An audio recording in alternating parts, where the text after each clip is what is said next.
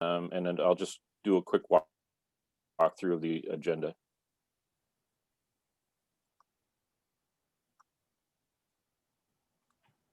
Okay, the agenda for today, first, Joe is going to take attendance and has been in the process of doing so, so that we can confirm that we have a quorum for today's meeting.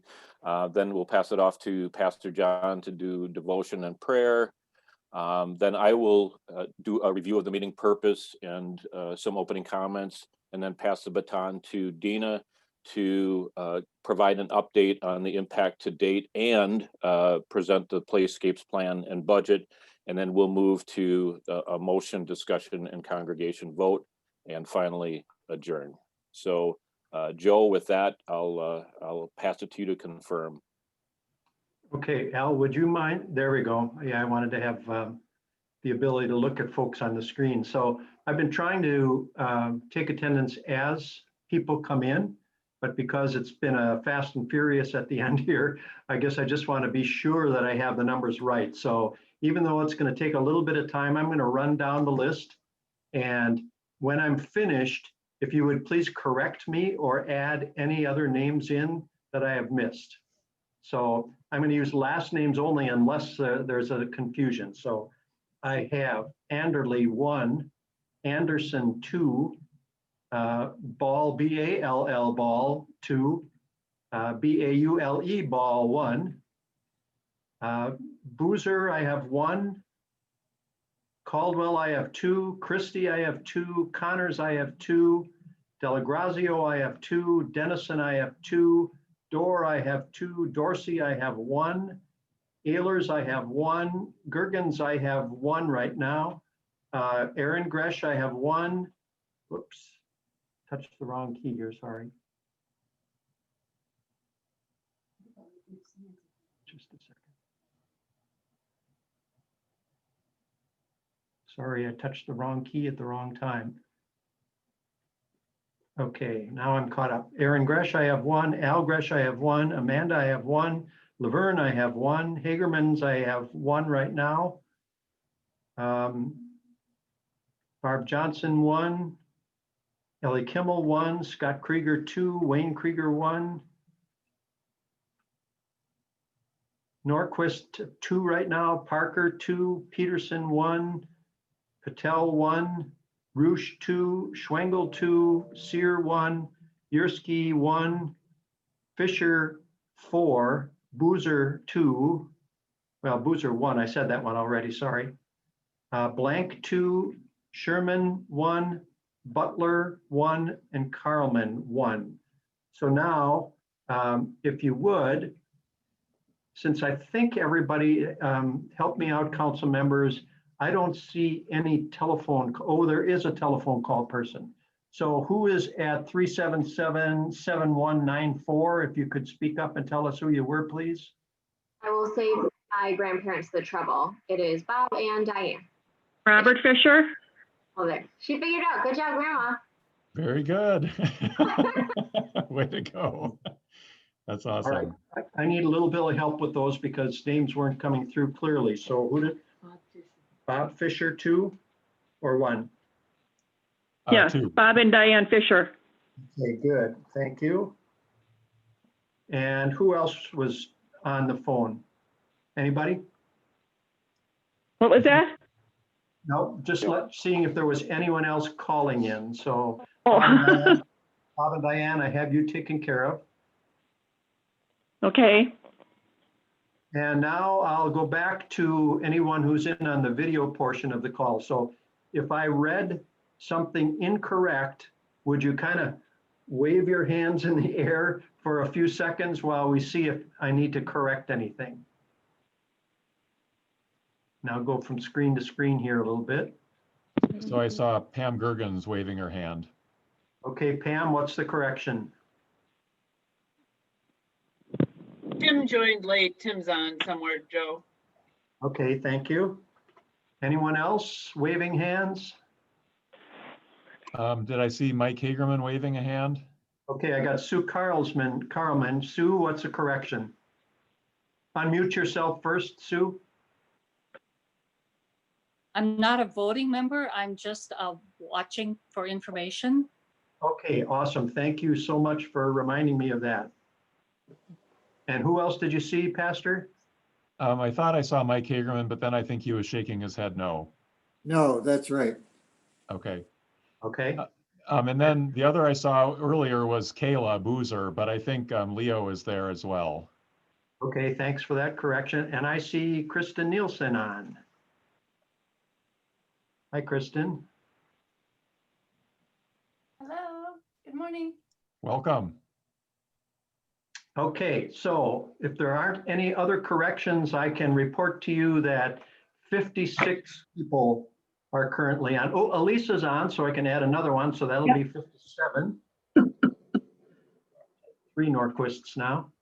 Okay, we only needed 36 to reach quorum, so we've satisfied that, but it's good to get all the names, especially when we get to the point of voting. Okay, So for the record, Nancy Hammond is on, so that's one more. No, she's trying to get. Oh, she's trying to get in, so I can't count that one yet. Okay, I'll try to get that as Al moves into the rest of the meeting. I'll try to get Nancy the password. So, all right, right now we have great plenty for our quorum, so we're all set, Al. okay, Pastor, I will ask you to lead us in devotion and prayer, All right. The Lord be with you. and also with you. Let us pray.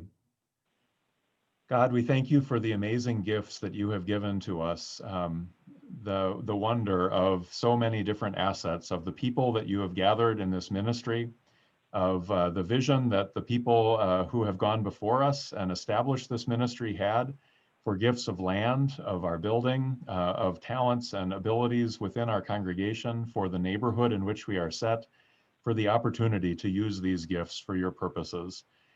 Give us courage that we would not be afraid, that we might boldly engage these gifts and invest ourselves with them, that your name might be shared, that your love would be known in our community and in our world, and that we may serve you with all that we have.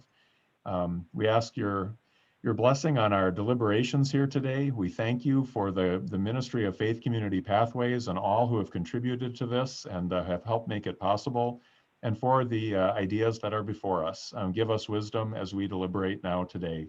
In Jesus' name, amen. Amen. Thank you. So next on the agenda is I'm going to review the meeting purpose. So as outlined in the letter that went to all members on the 5th, today's meeting is to approve the Playscapes plan and associated budget, and fundraising to pay for the plan and any ancillary costs to complete phase 2 of the Faith Community Pathways project, and if approved, to authorize Faith Lutheran Church Council to oversee the project. Okay. So some thoughts I had on our reason for getting together today. As we were preparing for this, I reflected back to the first special congregation meeting that we had on this topic. And Pastor, you stole a little bit of my thunder with your closing comments and the service this morning. But for those who weren't able to attend the service, again, reflecting back on the first time we met for phase 1 of the project, what followed that meeting and the congregation's approval and desire to move forward was simply amazing. There was overwhelming support to the point where we had raised the necessary funds to start the project much sooner than anyone had anticipated, and allowed us to move forward last fall, and we're all now seeing the outcome of that first part of the project. From a financial standpoint, there were some that were concerned that funds that were allocated to Faith Community Pathways would somehow take away from other things that we were doing, other ministries, but it hasn't. In fact, if anything, it was quite the opposite. People have been inspired by the work that the congregation is doing, that the benefits that have come from this project, and Dina will talk further about that as part of her presentation.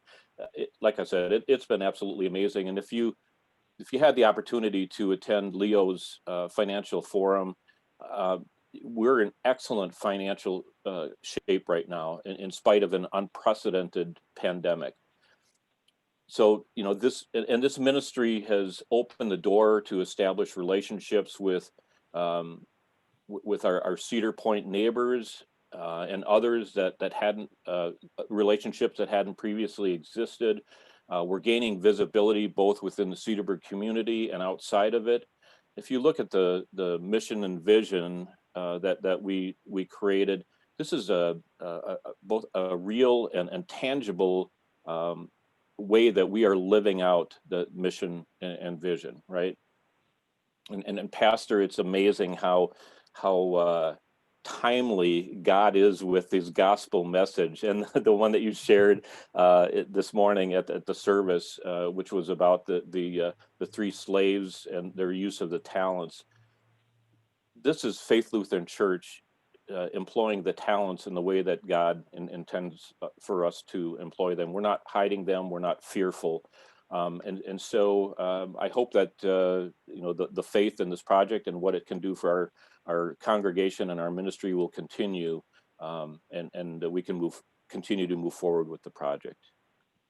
And so with that, Dina, I will pass it off to you for the next part of our agenda. Wonderful. Well, it is so great to see so many different faces here supporting this ministry. But also, because I haven't seen a lot of you recently, so hello. What I'm going to do is start to share my screen. Bear with me just for a second here.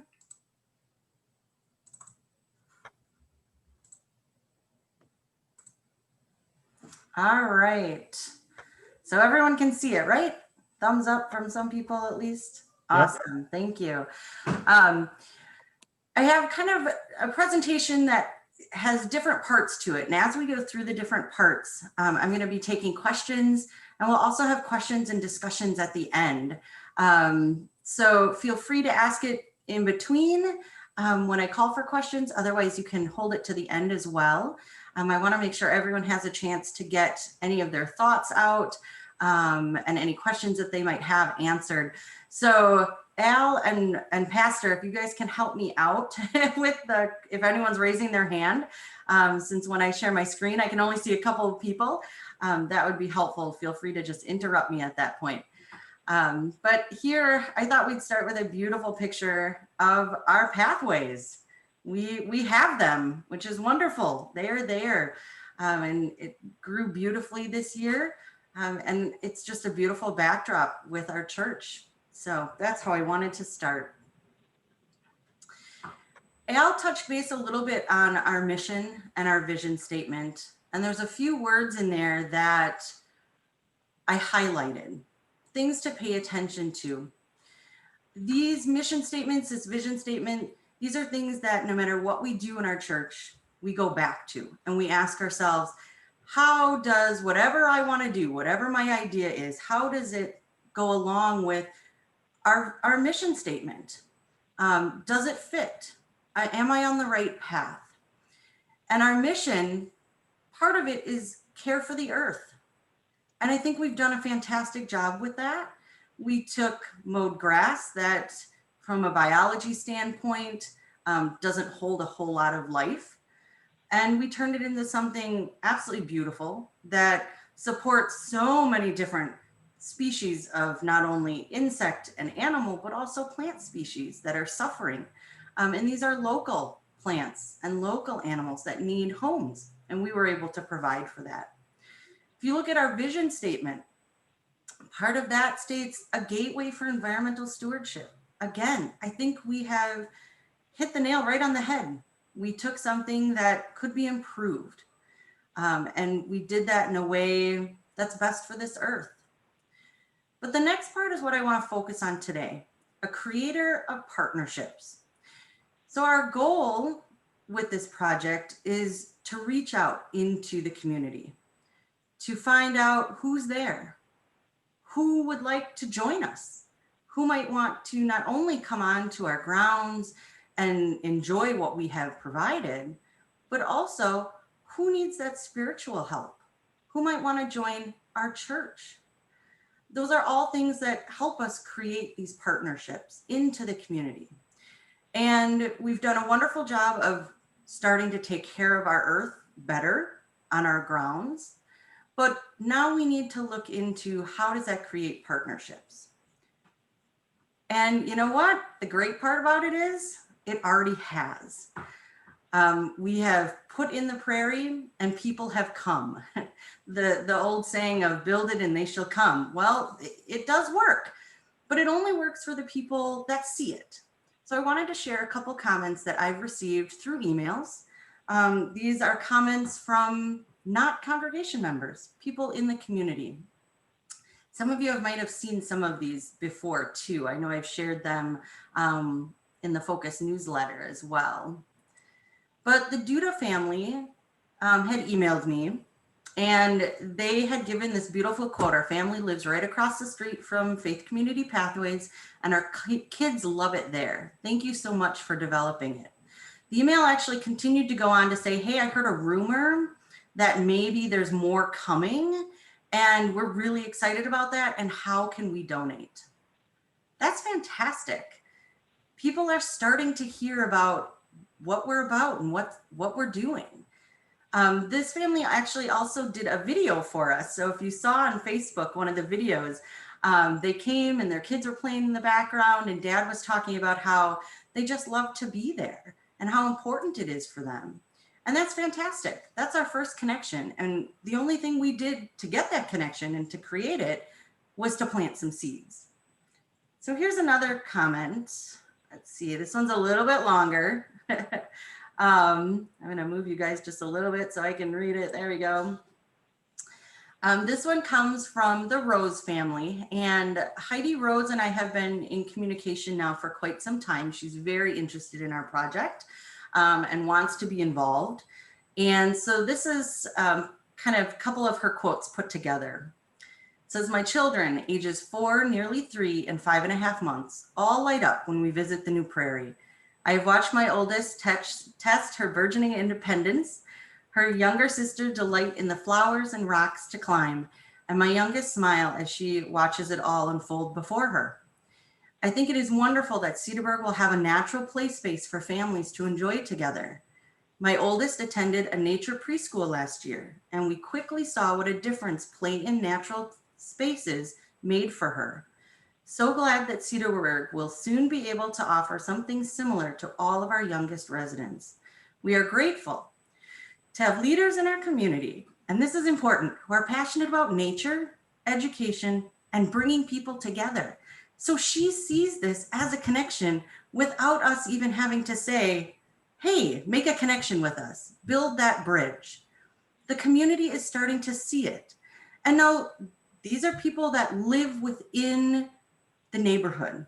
So they drive by, they've been watching plants grow, they might walk by, they're now being invited into our property and they're enjoying it. And that's fantastic. How can we make this build even bigger? Go outside of the neighborhood. That's part of our next phase.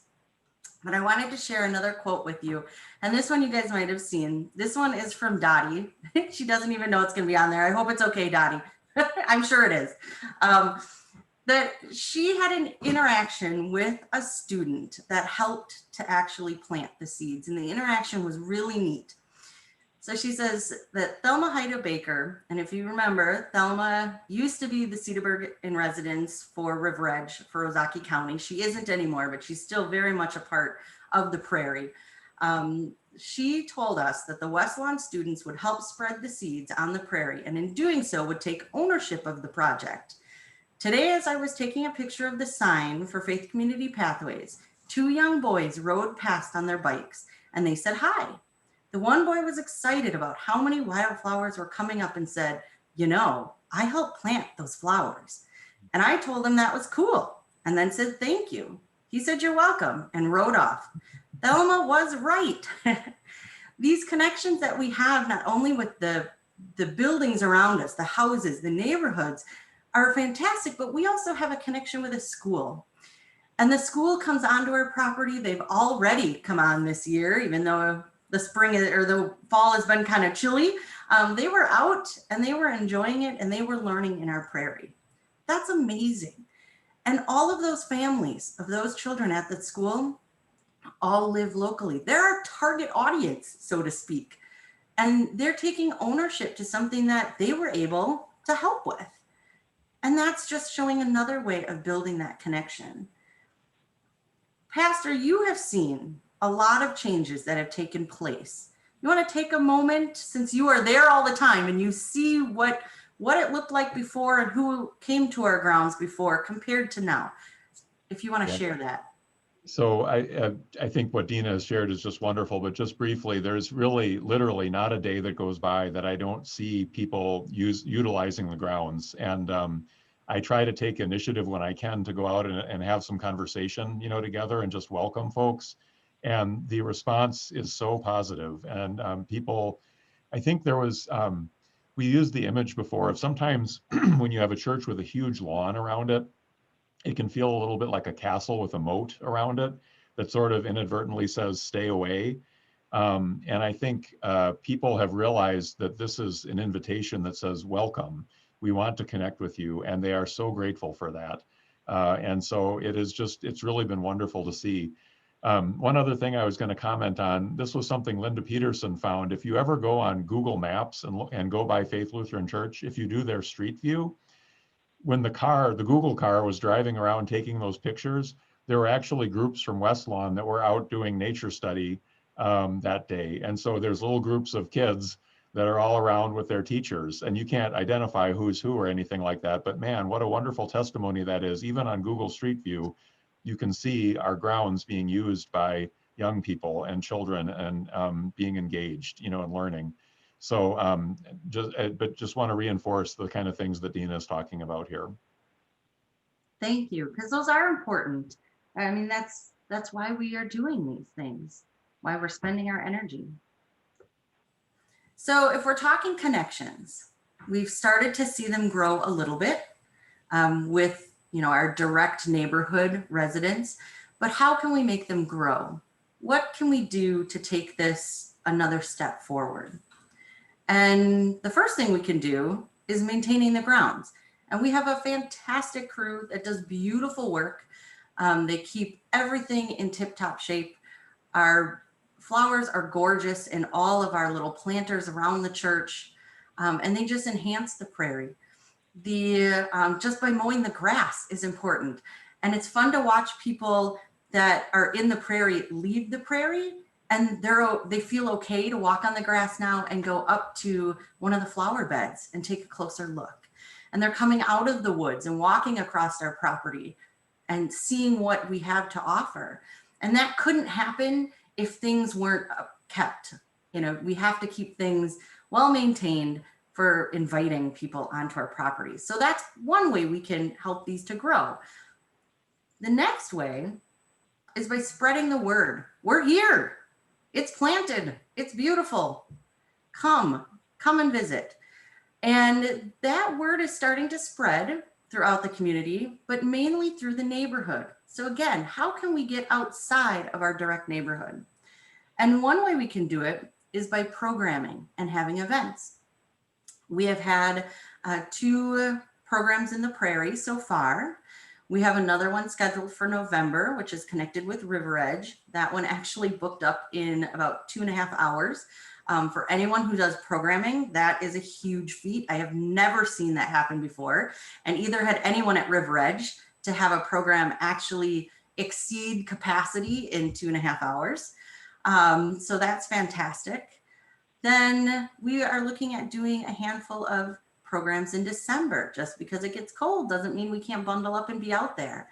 And as we continue to do these programs and these events, more people in the public hear about them and join us. And as that word spreads, they can keep coming. And they'll tell their friends about it. Hey, I went to this great program. It was in this beautiful Prairie. Ever heard of it? And they will then bring more friends and family here as well. Another way we can do it is by building education and imagination. So for the families that come onto our property on their own time, not necessarily for a program or an event, and they're walking the grounds, Why do they keep coming? One, because this is unique. Our area is completely unique to connect the woods to the prairie. You can't go to any city park and have that. So it's something a little different. And I think being immersed in the nature gives you a different mental state. If you came to the prairie angry or frustrated or scared, you had a way to take a deep breath. That's just something that nature does for us. But why do you keep coming back? What engages you? That's our next step. Looking at how we can engage education, not only our brains, but physically. Young kids need time out in nature to jump on things, to jump off of things, which might be scary to parents, but they need that. They need that help and balance. And a lot of them aren't getting it anymore. That's a struggle nationwide to have kids get out of the house and physically play in nature. But also, how do we engage their imagination? Because if you can engage someone's imagination, no matter if you're 5 years old or 85 years old, you can create something that is limitless. You might come and sit on a stool and one day it's your throne. And the next day it's a seat on a school bus. And that can go on forever. So if we have a way to engage people of all ages, their imagination, and then they're learning something on top of that, they will come back over and over and over. So that's what our last, or I shouldn't say our last stage, our next phase of the project is about, is bringing people here and engaging them again and again. So phase 2 has 2 parts. The first part is the biggest chunk. Part 1 is Playscapes designs, and we're going to take a close look at those today to see what we could build. Part 2 comes after part 1, and there are additional opportunities. So things like putting benches in with maybe a mini library, changeable educational activities, shade fabric for a pergola that you're going to see, bird baths, maybe a contained fountain, solar pathway lights, extra signage. So these are all different things that we can control in our congregation. We have volunteers that have the ability to build the things that we need and to put them into place. So phase 2 is kind of on our own, so to speak. Phase 1, we need a little help with. And where we get that help is a company called Playscapes. And I want to talk just a minute about that. If you haven't heard of Playscapes, they are a family-owned business from Milwaukee. They were a landscape business in 2004. That's when they started. So they have a lot of experience. I have spoken to the owner many times. It is a small group. The owner has come out to our grounds and talked to the land committee, walked it, given us ideas. The designer has as well. So these are people that we have been able to interact with. And to me, that's important when you look at a business and you are able to speak with the owner. That means that they are involved and they're dedicated to what they're doing. So he started focusing on nature-based play activities in 2014 because he saw a niche that was being missed, basically. Oh, I should back up. When he was doing just landscape business, his specialty was prairies, maintaining prairies, building around prairies, putting prairies in. So he has a lot of background, not only in what we're asking him to do now, but also part of the prairie and how does that work with the prairie landscape.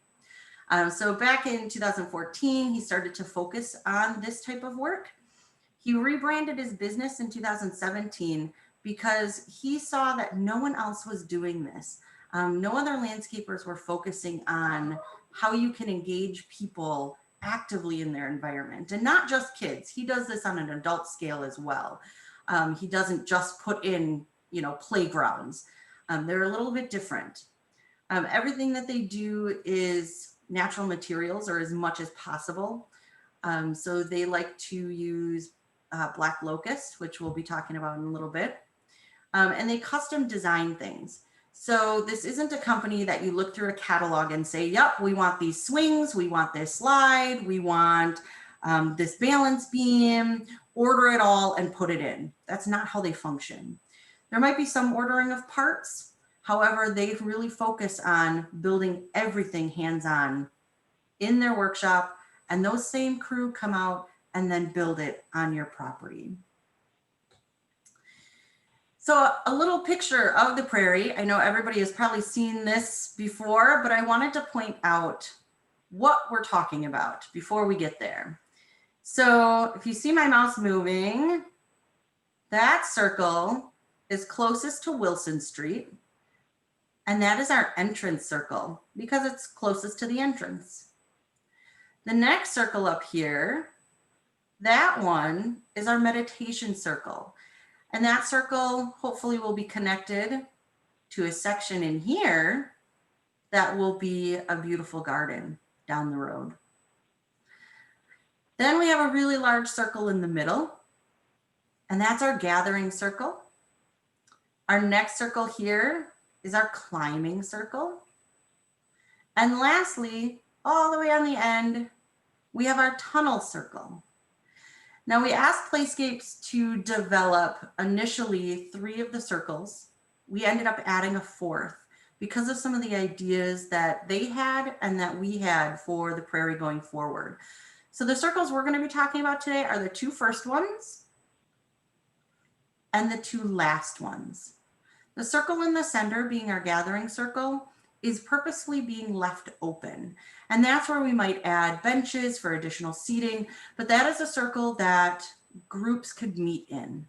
The school, talking to the school teachers, they needed a circle about that size if they were going to have a class out there that could have a meeting spot that didn't have anything around them to distract the kids. And again, would be a great meeting circle for any group that needs the space. It's also connected very closely with our grass area. So looking down the road at doing outdoor services, being able to utilize this circle as a gathering space for those is important as well. So that's why that one is being left open. Before I move on to the actual designs for the circles, does anyone have any questions so far? Questions of how has the Prairie impacted the church, the community, or where we're looking at designing things? Any hands up from anyone? And I'm not seeing hands, but if you even want to just unmute yourself and add and jump in and add something at this time, you're welcome to do so.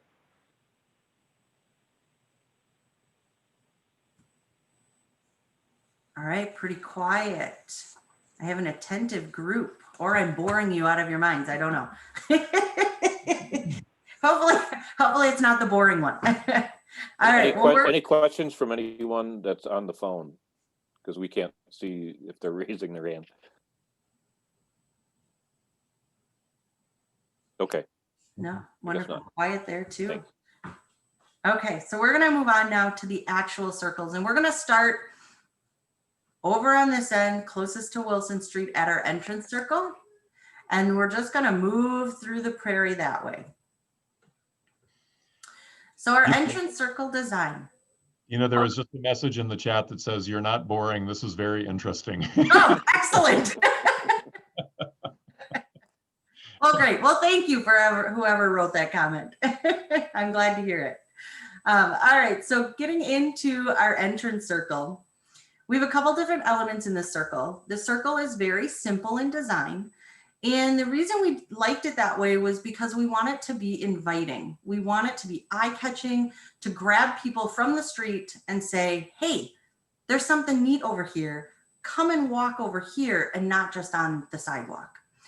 So we have an archway, and it gives us a very large visual to draw people's attention, but it also connects with the archway that we have at the entrance of the woods. So it's creating that continuity between both areas on our grounds. The archway is about 8 feet in height, so no one should have to bend down to go underneath it, but tall enough that people hopefully won't be hanging on it. Also, there's seating, and the seating you see is in the stones, and those are already there. Those are the ones you're used to, but also adding some stumps. And the stumps are to give us more seating, but also to add a climbing element. As you have seen, the minute kids get out there, they are on those rocks and they are jumping from one rock to another rock to another rock to another rock, and they do that all day long. This will give them another opportunity to do that. And these will be at varying heights, so that adds another element to that play, but also helps younger ones have a spot to sit who might not be able to sit as tall as the stones. This is also where, remember I said we have part 1 and part 2. Part 2 could be a little library, could be in here. So people could be evenly exchanging books and encouraged to just sit and take a moment and relax. The wood section, so the archway and the stumps, are both being made out of black locust. And we're going to talk about why at the end, but I want to at least point that out now. Any questions about the entrance circle design? No? All right, we're moving on then. The next circle is our meditation circle. And here you see a couple different elements. The first one being the round pergola. And this circle is, if you remember, close to the outside of the prairie. And it will be hopefully down the road connected to a prayer garden. And we want that prayer garden to be very inviting.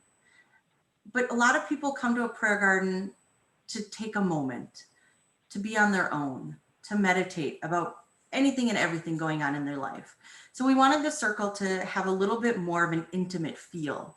So creating a pergola up above doesn't box this circle in, and it doesn't stop you from viewing the beautiful prairie that's around you, but it does give you a feeling that you're not in a huge open wide space. And we felt that that was really important. It gives you a little bit more secluded of a feel. Part 2 could be adding shade material to the top. And that's something that doesn't block all the light, but creates a little shade, because if you've been out in the prairie in the summer, you notice very quickly it is all sun and it is all hot. So this would give you a shaded spot to sit.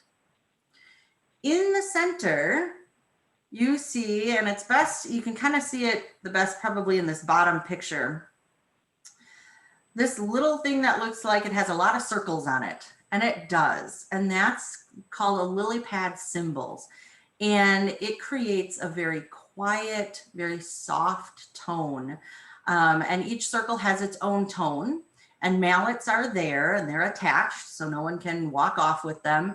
And no matter how hard you either bang on it or play softly on it, the tone is always kept very muted. And that was important because, for one, we have neighbors very close to us. We looked into other instruments that the city park has, and talked to the city of Cedarburg and learned what instruments worked well and what didn't, because of noise and how noise carries and what the neighbors thought about that. So we chose a very quiet instrument that would add a musical element. There's a lot of information and studies out there done to show how music affects our mental state and affects our mood. This is a musical instrument that you need no practice to play. You need no instruction, you need no music, you don't have to be able to, make any tones on your own. It's just hitting a mallet to them. And it is always in tune, which is great. So there's no need for that either. So it makes it very inviting for anyone to attempt. It's not scary. And that's important because a lot of people feel music you have to be very trained to make. And this is kind of going the other direction and saying, no, anyone can do it. The seating in there is still the stones, so those aren't moving, they're still there. And in the future, we'd like to make this circle ADA accessible from that prayer garden. So if someone comes into the prayer garden, they can feel like they are a part of the prairie if they can't actually walk the pathways. And I do have a link here. We're going to listen to the lily pad symbols, but I want to warn you, it's kind of quiet. So take a second to turn up the volume right now on whatever device you're using, because it is quiet, but it is beautiful. So I'm going to play it here.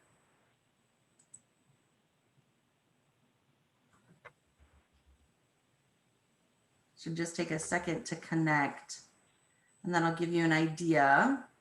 So there's some kids. All right, here we go.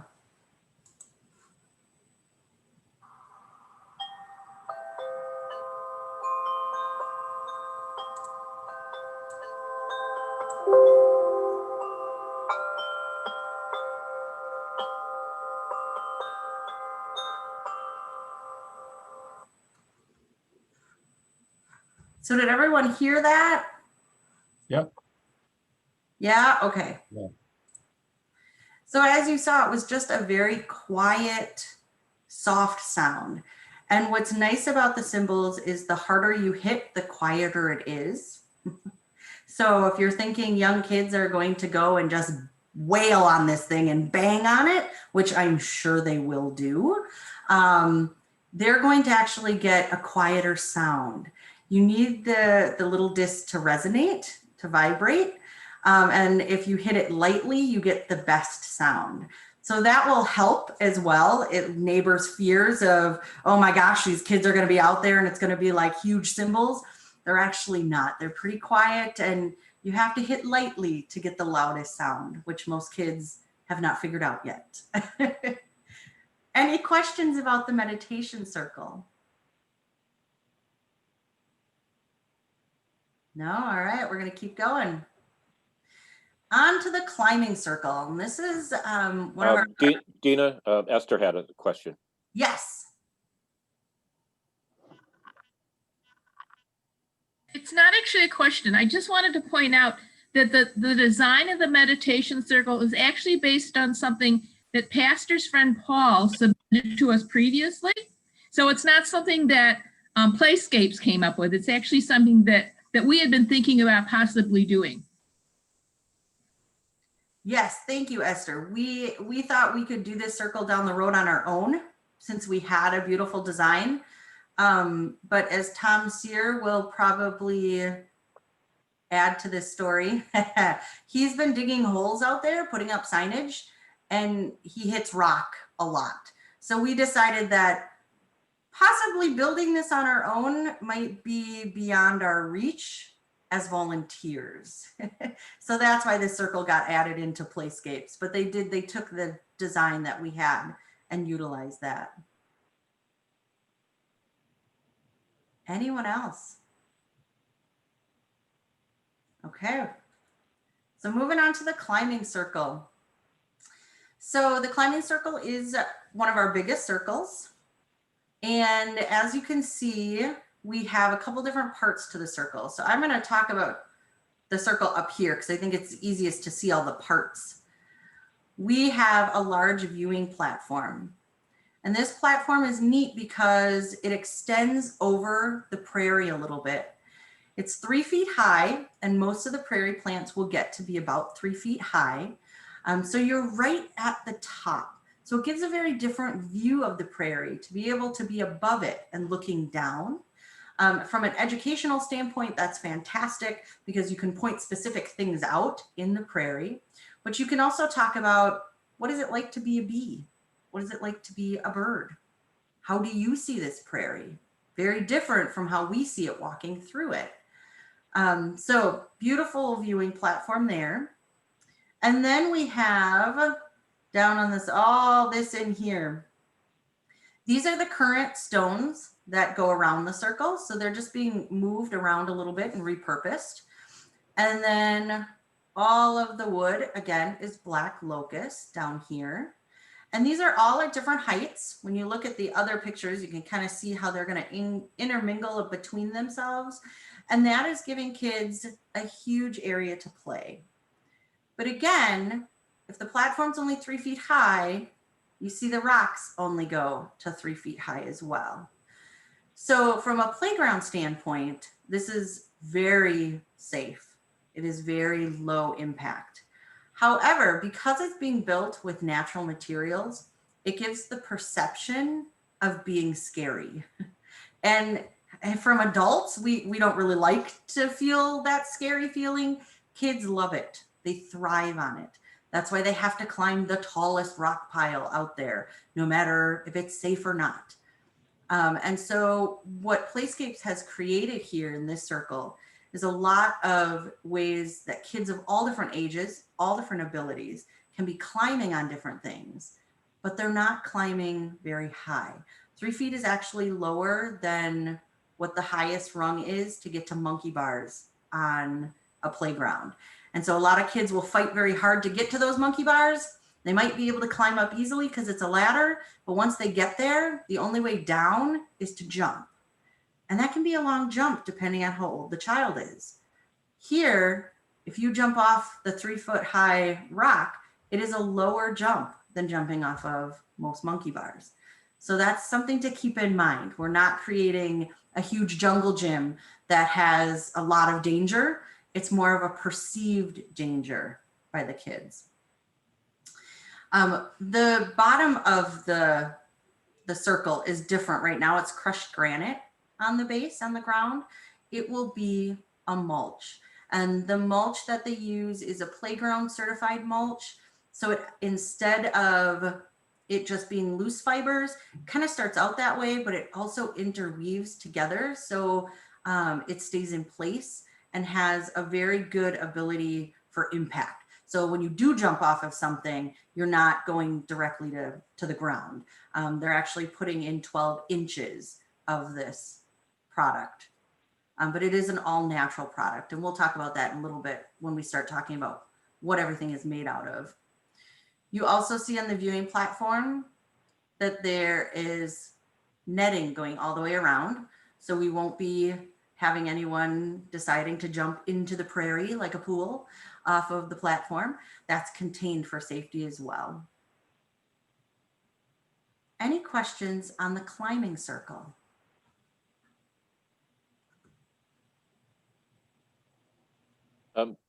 Dina, this is Al. Were you going to talk about maintenance? Coming, yes. Okay, I'll hold off then on talking about that. All right, thanks. I didn't want to overwhelm them too fast. Take in the designs first. Then we'll talk nitty gritties. I have a question, Dina. Cindy Ehlers. Does Playscapes provide that netting? Yes, yes. Okay. Yeah, so all the materials actually, they provide and bring in, that's all part of the quote that we'll look at the end too. Will they also be moving the stones? Yes. Okay. Yeah. Any other questions? All right, we're gonna move on to our last circle. And this circle you'll see has two names. And this circle used to have a large chime instrument in it. It was beautiful, but it was loud. And we decided to remove that. But in the bid, it is still labeled as the music circle. So I want you to see that as a reference. But really it's our tunnel circle.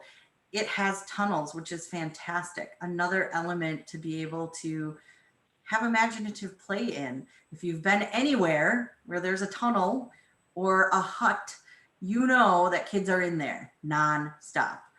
Their imagination just goes wild. But it kind of creates a unique atmosphere, even for adults. It's something that you don't do very often, is going to a natural tunnel. And the world looks very different. And so I think it'll be inviting for both kids and adults. But in this circle, you see that we still have our sitting rocks. So that's still there. And you see two different tunnels coming off the sides. And each tunnel is made out of willow. So these are live plants. They are kind of weaved over a mesh to train them to grow the right way. And they lend themselves really well to growing the way that you want them to. They aren't naughty plants. We're not going to see these plants all of a sudden spread like a vine somewhere else in the prairie. They stay put. We might have to trim them a little bit now and again, or help them keep going on their mesh, but otherwise they're good plants that stay in their place. And they're live, which is wonderful. It's not something that's a structure that people will want to climb on top of. Also, because it is something live, it does not create a perfect waterproof environment underneath it. And that's important because when you have a structure, you're always looking out for the insects that are great to have in the prairie, but not necessarily building nests in your buildings, like wasps and things like that. They won't choose these tunnels as spots to build their homes because they're not waterproof. They're not covered from the elements. Water and wind can go right through them. And so we shouldn't find any native critters wanting to create their home. And that being said, for like raccoons or, skunks that are looking for cozy little nooks someplace, that's not what this will be. It'll be way too airy and out in the open for them. So it won't be inviting for critters to make their homes there. And then underneath the paths, you see it's a little bit different color. That will be a mulch again. So we will not have to mow underneath there. So no one will have to take lawnmowers out. That will be the natural mulch too. And these tunnels grow to be about 5 feet high. So even adults can enjoy going in them without having to be on hands and knees. Might have to bend over, but not on hands and knees. As you enter the tunnel, you have 2 ways to get in and out. You have here on the ends, and those will be pathways right from our prairie. But we also have these little nooks in here, if you can see them. And so you can access the sitting circle from the tunnels. However, the tunnels are capped off here on the ends, so you can't get out there. And what that creates, and you see little stumps, sitting stumps in there, what that creates is a little hut. So now we don't just have fun tunnels to run through and to play in. We have little huts to add to that imagination play. Or even a couple adults climb in there, have a nice conversation, and you don't feel out in the open. And it'll give you some cover again from the sun. Here is a spot for some future ideas, hands-on exhibits that will change. Things like weather stations, sundials, there might be an art installation there. And these are things that we would add down the road as part 2 of phase 2. Questions on this circle?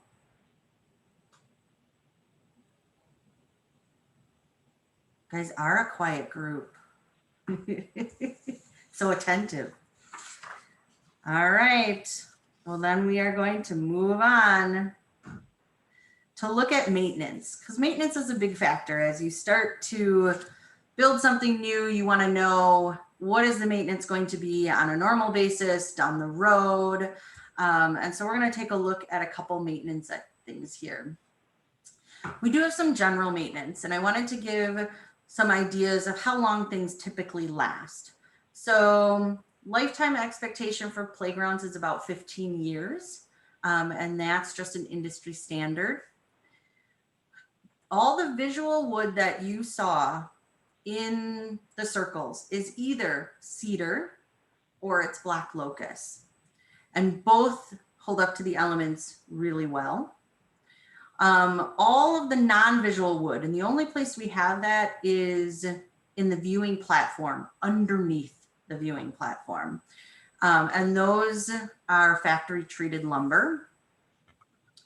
And then all the cedar and the black locust is treated with a one-time eco-safe preservative, and that'll never need to be replenished or replaced.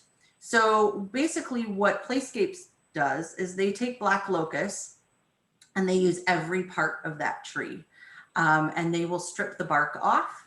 They will sand it, shape it how they need to, make sure all the edges are good to go. There's no cracking or chipping. They take care of all of those issues, and then they coat it with this preservative. And it doesn't add any color, so it'll be very natural looking. It doesn't add a shine or anything like that, but it does protect the wood. And black locust has been used in like farm field fence posts and things like that that are made to last a long, long time. It's a very hard wood. Cedar, same thing. So they do the eco-safe preservative on their cedar as well. So again, we'll protect it, doesn't need to be replaced. Now cedar does start to fade a little bit in the sun, so there'll be some color changes, but that'll just be a natural color change. Hey, Dina, if I could jump in here, I just want to share with the group here that I built a fairly large pool deck about 20 years ago using all pressure treated lumber. And if anyone that has an outdoor wood structure understands that it's the sun that really weathers the wood. And so all of the exposed, I have to stain every 4 to 5 years, but the underneath parts of it, the posts and the joists, I have never touched in 20 years, and it's still as good and as strong as it was the day that I built it. Yeah, thank you, Al, because that's important. We don't want to have to be replacing these things every 2 years. We're looking at rebuilding the platform or rebuilding the pergola, and that's not the case. So as he was talking, I brought up this little chart to kind of help go along with what Al was talking about. So black locust, 20 plus years, and if you ask people that use the black locust, they kind of laugh even at the 20-year mark because it just seems to last forever. It's very strong. And you don't have to do anything to it, which is wonderful. The cedar, 15 plus years, and again, we won't have to do anything to it. Al mentioned staining his deck, and that's if we'd want to change the color, we definitely could. There would be more maintenance with that. What Playscapes does is just put on the clear coat eco-friendly preservative and keeps it natural. The treated lumber, 10 to 20 years. Again, we won't have to do anything with that. The rope, and that's for the netting that goes around that viewing platform, that lasts about 5 to 7 years. It will fade in the sun, but again, you don't have to do anything with it. It's the same rope that if you go to like zoos or any wildlife areas and they have rope up either guiding you on the walkway or crossing a bridge or even in an animal exhibit, that it's the same rope used there. So it's a completely natural fiber and does last a decent amount of time out in the sun. The live willows, it's a living plant. So, 100 plus years here, just depends on how it lives. It does thrive in our area and it does great in our winters.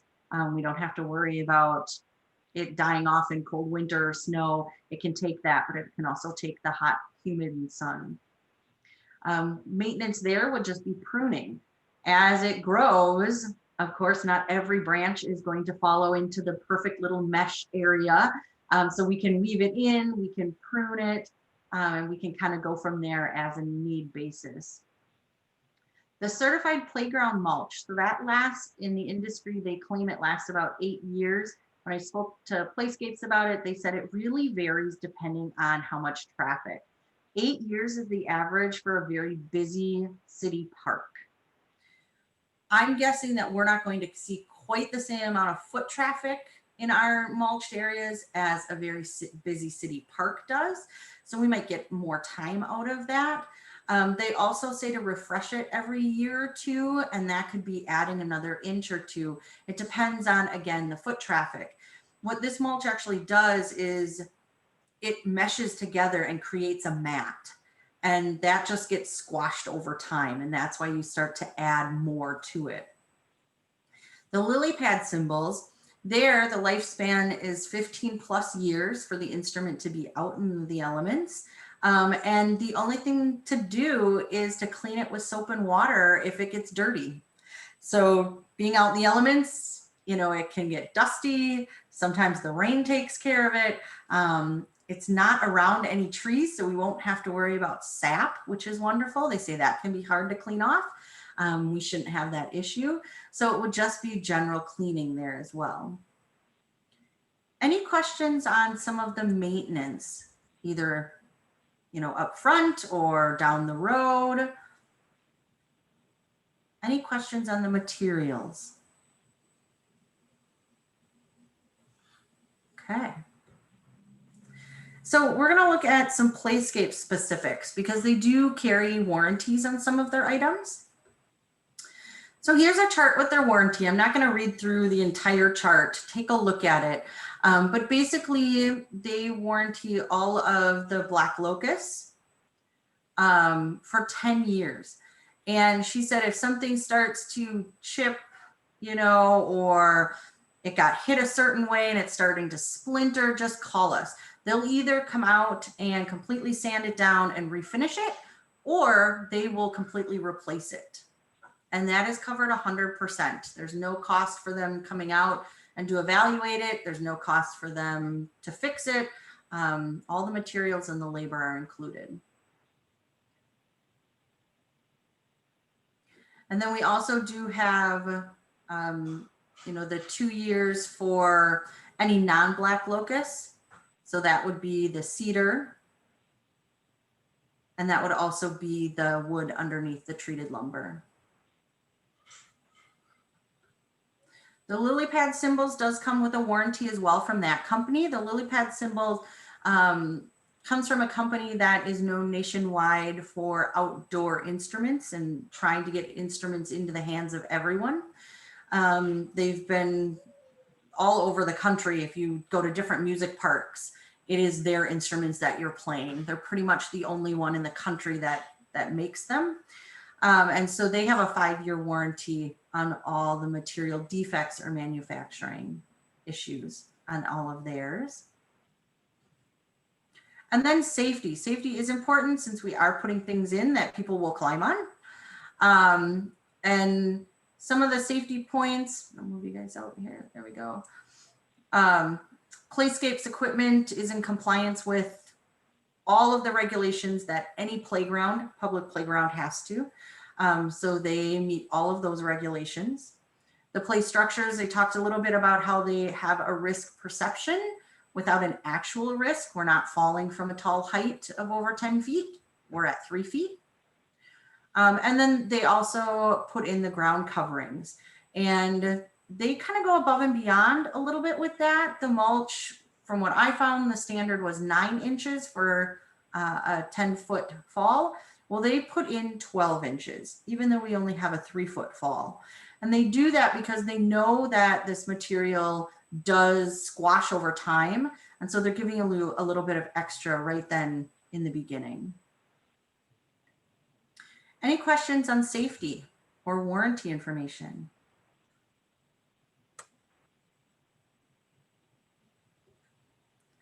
So the big question, how much does it cost? And here you see our grand total is a little over $68,000.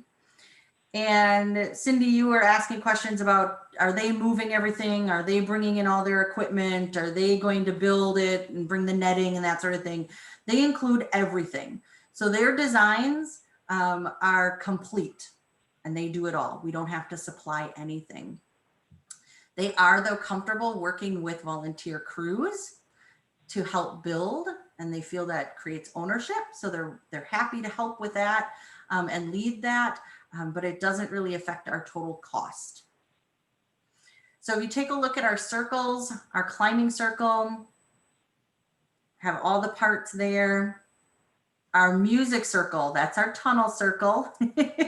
That's why I had it labeled both ways, the mulch and the willows there. We have our entrance tunnel, and then we have our meditation tunnel. And this bid is a bid as of right now. I want to be upfront with that. If as we go and it takes us 2 years to get to this point, they will have to rebid the project. They can't hold these prices indefinitely for us. But they've told me that it doesn't change much, so. Tina, correct me if I'm wrong, but we did ask up front if we could do this piecemeal, like one section at a time, and what we learned from that is that our costs would increase significantly because each time they would have to bring out a crew and materials versus doing it at once. Is that accurate? Yes, yes. So every time they would have to, if we would, let's say we'd fund one of the circles and we'd say, please come out and do that one circle, get us moving, build excitement. They'd have to bring out their crew, they'd have to get all their equipment and bring all their equipment out. And the more times they do that, the more expensive it gets. If they were to do all the circles at once, they're looking at building everything in about 5 to 6 days. So they would come on site, there's a couple days of prep for each circle, there's a couple days of hands-on building and putting up, and there's a couple days of finalizing things. Because they build in their warehouse, they're going to have all the stumps ready to go and just come in and implement them. They're going to have pieces cut. Now they also custom build on site. So some of it is playing around with the actual wood when you're on site and seeing how it physically fits into your space and making possible changes as you go. But if they were to do that for every circle separately, our price would at least double. So it's a big cost savings to hold out and do it all at once. We also look at damage to the prairie. They will have to bring in big equipment to move those stones. That's not like everybody take a corner, pick it up. They're gonna have skid loaders. And again, because the owner has worked in prairies and understands how prairies work, and he will bring in the smallest equipment possible. He said he has equipment that actually will fit in our walk paths. So they will take that extra step, not go the shortest path, but to go what's right for the prairie. But every time they keep doing that, if we would to piecemeal it circle by circle, they're creating more damage and more damage. So that was another reason to do it all at once. Yeah. I have a question. Cindy Ehlers again. Has anyone from the team or anybody on the meeting here actually visited one of their playgrounds or tried out any of their structures? I have not physically gone to any of them. I've seen a lot of pictures and watched a lot of videos of people that have. And it's amazing their connection to what they're playing on. They absolutely love it, but I haven't physically gone myself to step on one, no. Okay, thank you. This is somewhat related, but I had an interesting conversation with Katie Ramos, the principal at West Lawn, and they have recently done a lot of renovations with their building, including a new playground. So she had been doing fundraising and kind of pricing and looking with that, but we shared these designs with her, and she immediately was very responsive, and said, this is a really good arrangement, and spoke very highly of what these designs are from her perspective as an elementary school principal. So I could throw that out as well. She also did, we talked price a little bit because they're doing it right now. It was like, hey, look at the price from Playscapes. How does that compare? And she thought it was a fantastic price for what we were getting. And that was just in her experience. She said the last couple of years, her life has been all about, their construction on the outside and their new playground and everything. And she said, I feel like I'm a mini expert. And her opinion was, you have a great layout and your price is fantastic. So that was good to hear. Cindy again. Yeah, I love it, Cindy. Bring it on. Everyone else is so quiet. Well, okay, from a liability standpoint, where are we, or what's going to happen? So we are not putting up a structure that is tall enough that creates more liability for our grounds. And we have to look into the details of that to make sure, but the liability talks about heights of do you have a 10-foot fall? Do you have a 12-foot fall? What are those fall numbers? And being at 3 feet, we don't enter into any of those categories. Oh, that's great. Yeah, but that's something that we're looking into still. Cindy, we did have a preliminary discussion with our insurance carrier, and he didn't think that this would increase our premiums at all. Wonderful. Thank you.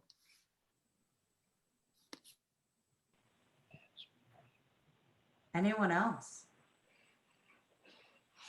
One more. Yeah, yeah. One more. And I'm sorry, I don't recall if Leo ever mentioned this, but what is the current balance in the FCP account? And does the FCP project owe any money right now? Is everything paid up to date? You know what, Cindy? I'm going to answer your question in just a minute, because the next slide is about budget and funding and that sort of thing. With our insurance, do we have enough insurance to cover theft or damage as well as the liability insurance for a fall in a strike or whatever?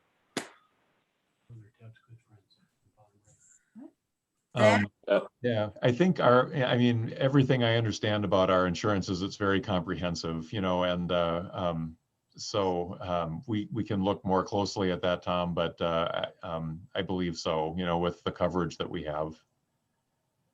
Yeah, if you recall, Tom, we expanded our coverage that takes care of all of that. Question from Kristen Nielsen. Did Playscapes say what is the best time to build the circles? Yes, so building the actual circles, they could do anytime. The one hiccup is our live part, our willows. Those have to be planted in the spring.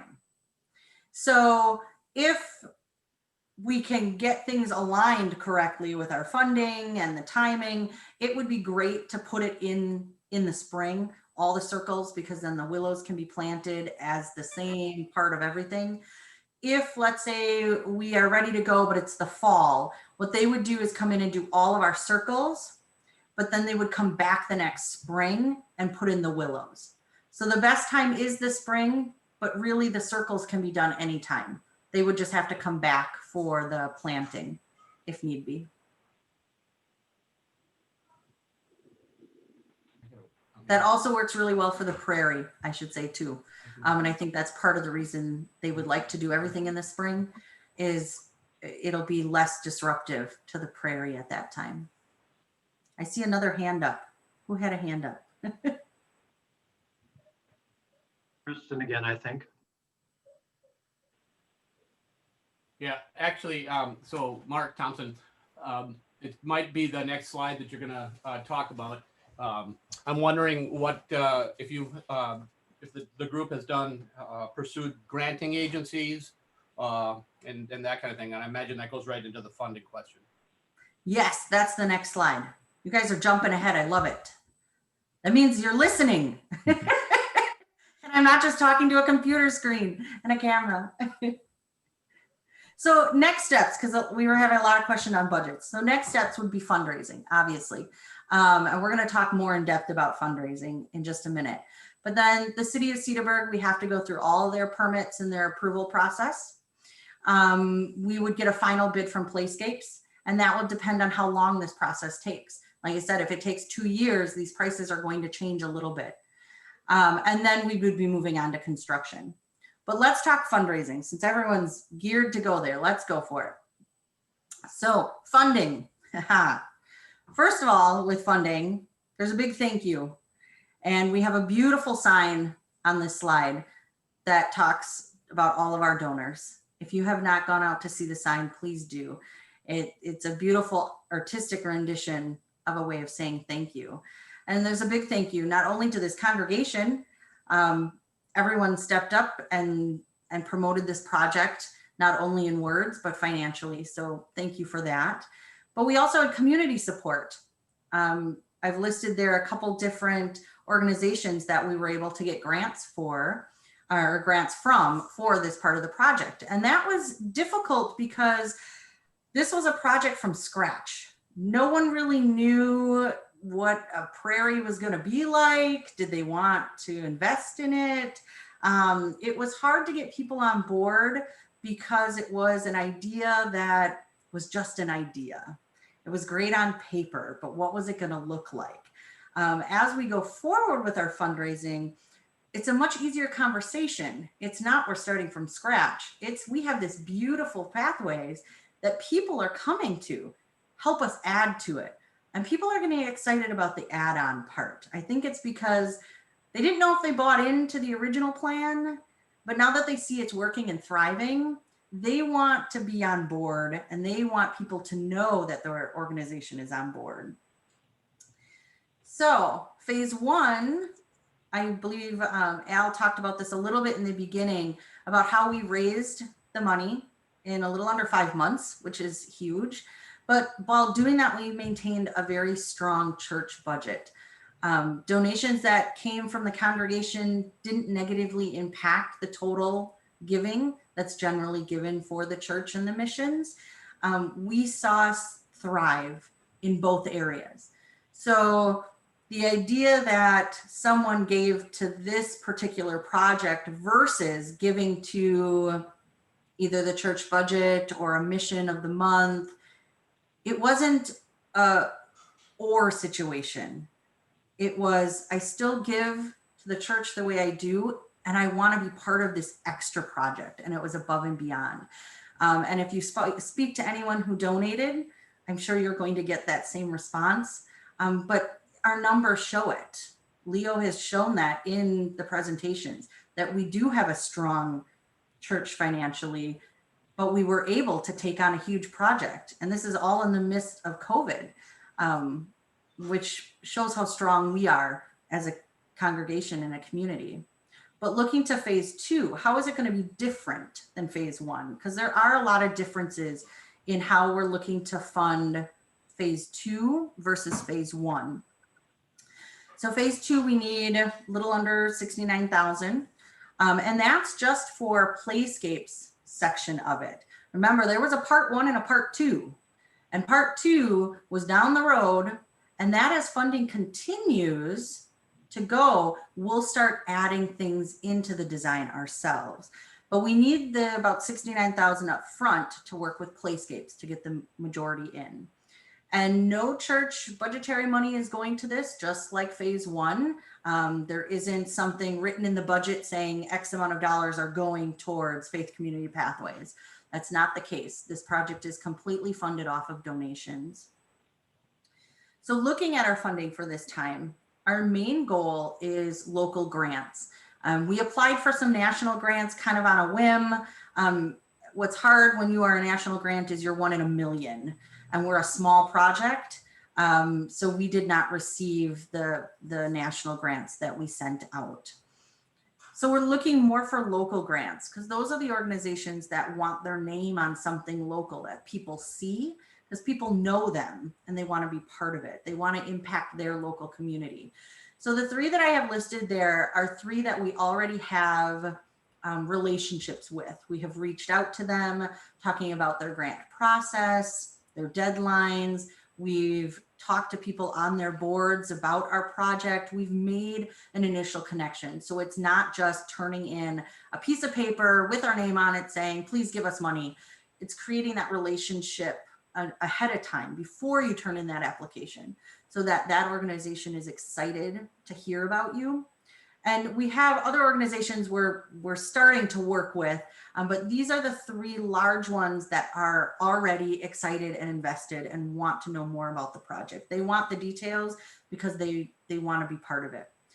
So the Greater Cedarburg Foundation, Children's Hospital, and then Cedarburg Grafton Rotary Club.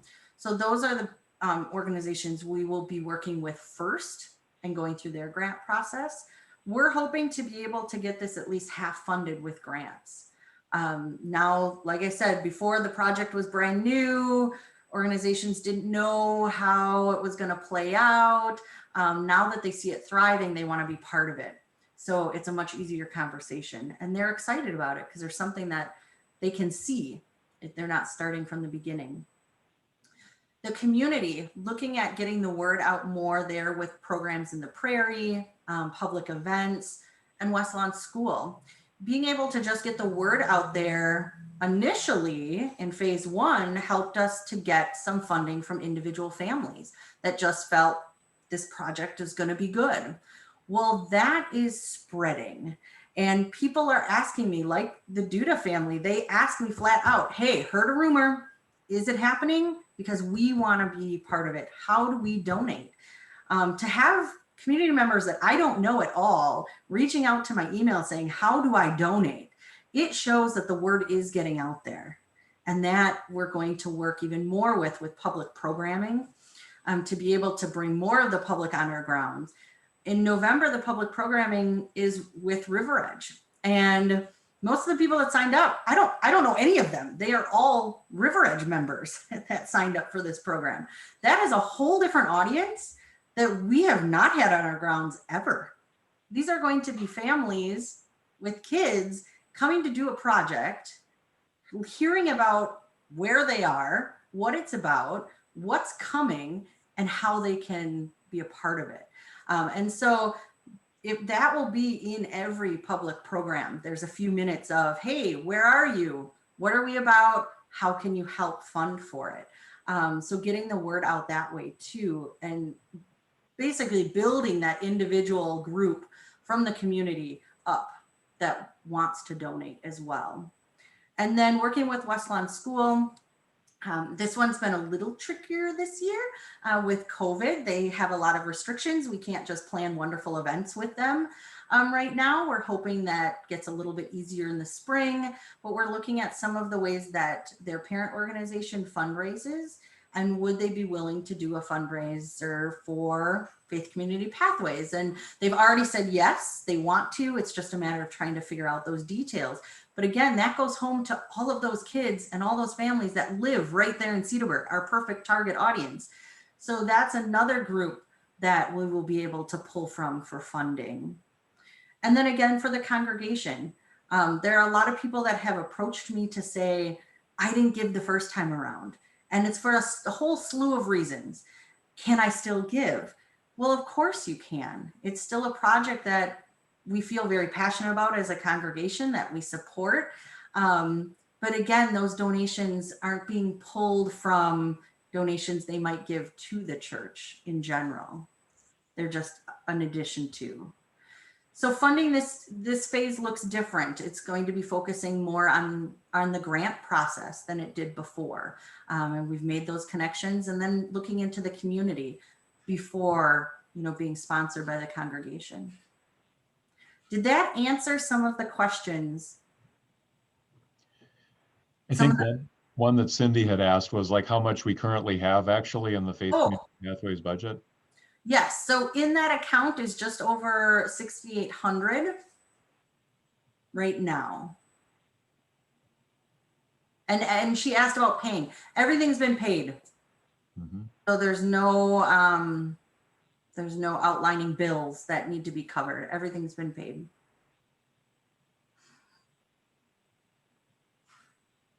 Any other questions on budget and where the committee is going?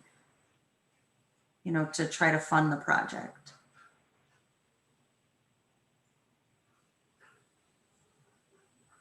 Any other questions for Cindy in general? I'm not Cindy, but Dina in general. Yeah, this is your time. Ask the questions, start into a discussion, anything for me. I just wanted to say we're quiet because you've done such a phenomenal job, Dina, and your team. You are all to be applauded. It's really amazing. I'm glad to see this is being recorded. How will other people get to see it? I can post the video on our YouTube channel, and we can put a link with our Facebook that way too, and kind of link it so other people can watch it that way. I saw a question came in with the chat. Is the 6,800 in the Faith Community Pathways separate from Dina's salary for her work as an activities coordinator? And yes, that is. That was some seed money that the congregation received from the Paulin estate to be able to, the council decided to use that to hire Dina at 10 hours a week as an activities coordinator with the project.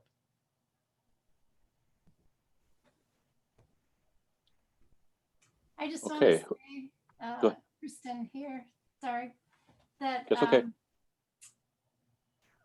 on the page that you showed about Playscapes philosophy, there was one line at the very bottom that just said they believe that it helps build a number of things. And one of the words was compassion.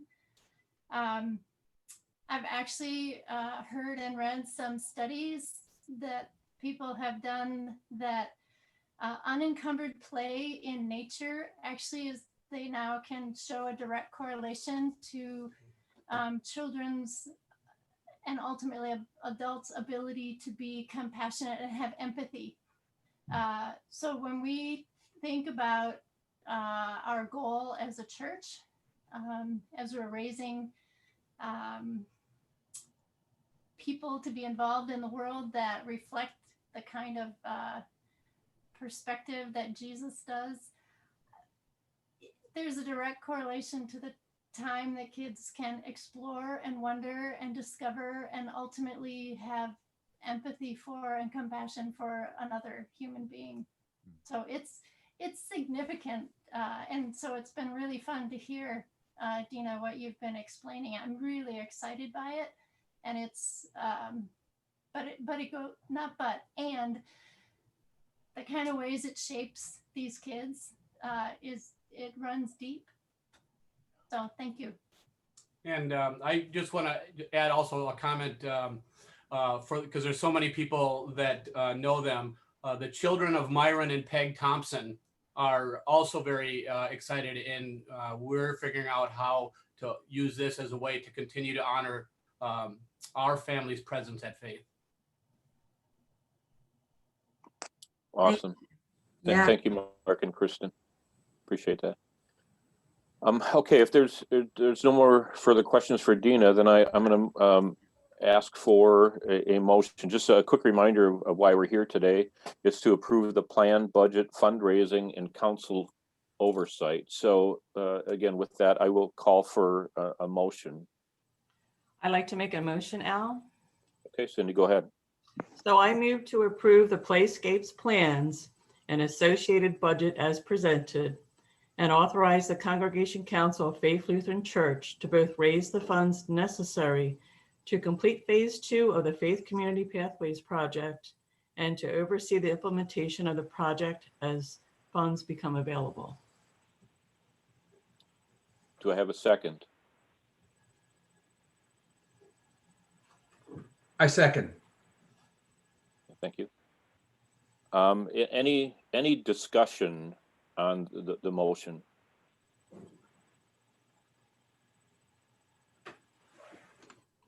Would it be helpful I stop sharing my screen so people can see more? That might be, yeah. Yeah, okay.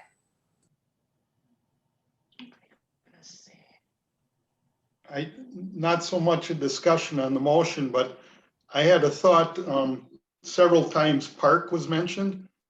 I don't know if we would want to, or if we can do it. Can we be designated as a city park? That's something I can definitely bring up with the city and ask, is how they designate what lists a city park. But yeah, I can definitely at least bring it up with the city and find that detail out. I don't know, and that may help us with raising funds also. Yeah, excellent point. Just if we're designated as a city park, people may be more apt to donate. Yeah, having had my father be the town clerk for 28 years, my immediate caution is then Faith might lose some ability to kind of control and utilize the space. It's certainly worth looking into, but it would raise some cautions with me that we want to really be clear on, because that is Faith-owned property, and so that just would be something to, obviously fully investigate. I want to say something.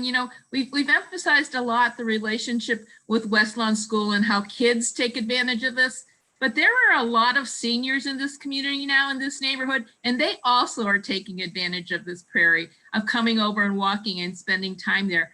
And so it's not really just about the kids, and I think that's important to remember.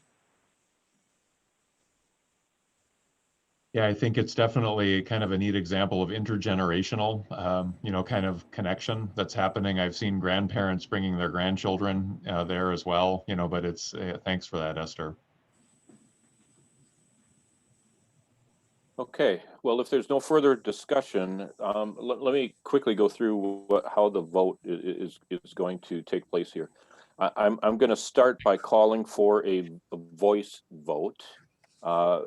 First asking all in favor say aye, and then all opposed. And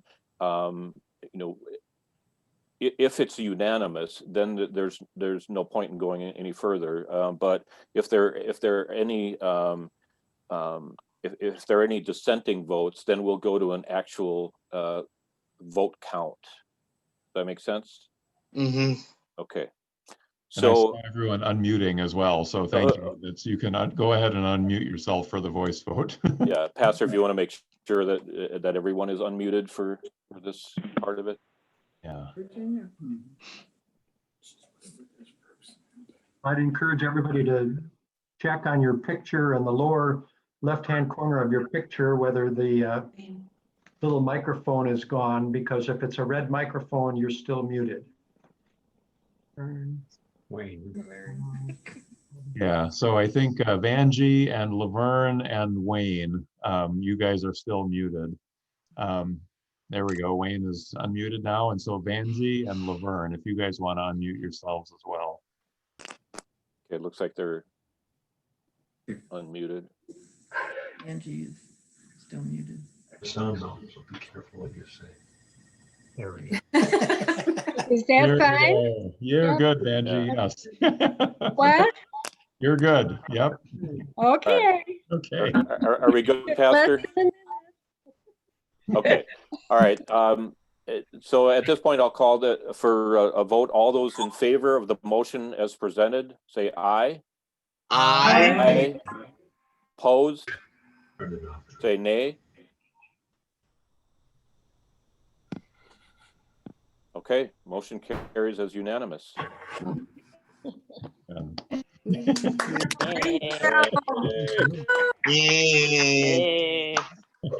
Okay, then lastly, I will call for a motion to adjourn. Dan, I'll make a motion to adjourn. Okay, a second. I'll second it. All those in favor? Aye. Aye. Opposed? Okay, meeting adjourned. Thank you so much, everyone. Appreciate your time this morning. Thank you, Dina. Thank you. Thanks, Dina. Thank you. Thank you, Dina. Thank you all. Go Packers. Right. Who's that? Carl.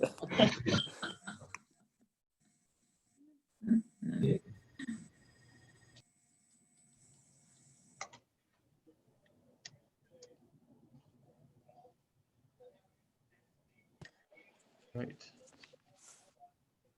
Great job, Dina. Before I drop off here, well done. Oh, thanks. I'm glad we got it approved. Yep.